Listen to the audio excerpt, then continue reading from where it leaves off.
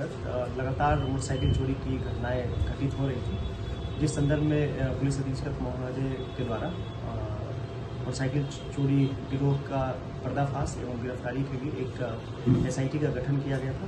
गठित टीम के द्वारा जो है मानवीय आसूचना, तकनीकी अनुसंधान एवं सीसीटीवी फुटेज आधारित पहचान के आलोक में 4 अभियुक्तों को, जिसमें से 2 विधिवत बालक हैं तथा 2 एडल्ट हैं, उनको गिरफ्तार किया गया है। और गिरफ्तारी के उपरांत उनसे पूछताछ के क्रम में उनकी निशानदेही पे 4 चोरी की मोटरसाइकिल बरामद की गई है। साथ ही इनके द्वारा जो है पूछताछ में जो सरगना है और जो मास्टर चाबी जो बरामद हुआ है किनके द्वारा बनाया जाता है उसका भी खुलासा किया गया है। साथ ही इनके द्वारा गाड़ी कहाँ बेचा जाता था और किस पर्पज से बेचा जाता था वो भी बताया गया है। सभी गाड़ियों को ये लोग 5,000 रुपया देकर बेचते थे।